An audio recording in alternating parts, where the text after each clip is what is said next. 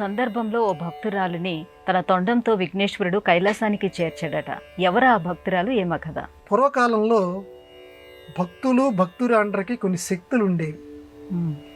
శక్తులు అంటే వాళ్ళు అనుకున్న చోటికి వెళ్ళిపోయేవారు.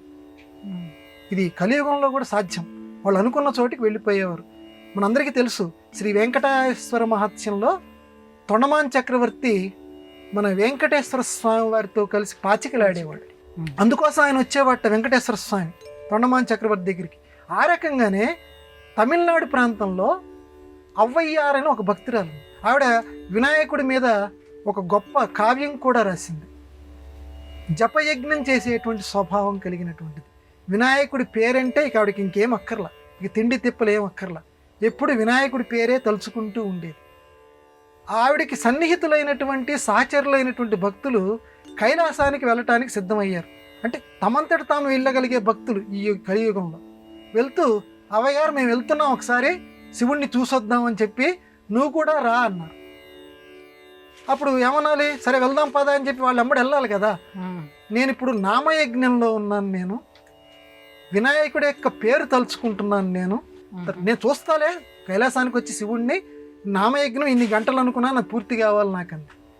అన్ని గంటలు అయిన తర్వాత వినాయకుడికి తెలిసి ఎంత ఆనందించాడంటే, నా పేరును తలుచుకుంటూ కైలాసానికి భక్తులు సహచరులు రమ్మన్నా వెళ్లకుండా ఇవిడు కూర్చుంది అని చెప్పి, అమ్మ వాళ్ళు కష్టపడుతూ వెళ్ళారు కైలాసానికి, నిన్ను కష్టపడకుండా నేను మా నాన్న దగ్గరికి నేను తీసుకెళ్తాను కైలాసానికి అని చెప్పి తన తొండం మొత్తం ఇక్కడి నుంచి అక్కడికి ఒక బాటలాగా, ఒక రోడ్డులాగా పరిచేసేసి అమ్మ ఒక మెట్లెక్కుతూ ఈ తొండం మీద నుంచి నువ్వు కైలాసానికి వెళ్ళిపో అని చెప్పి ఆ తొండంతో ఒక్కసారి అవ్వయ్యారు అనేటువంటి ఆ భక్తురాలని కైలాసానికి చేర్చాడట.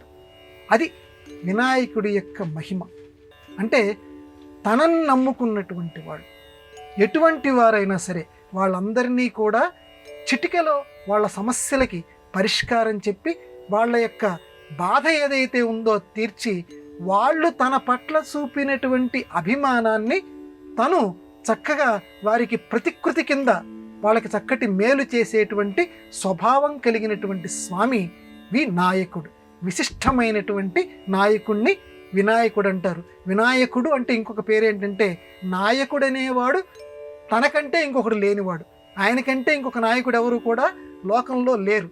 అందుకని వినాయకుడు అని రెండో అర్థం. అటువంటి గొప్ప స్వభావం కలిగినటువంటి దేవుడు ఇలా భక్తులను అనేక మందిని రక్షించాడు.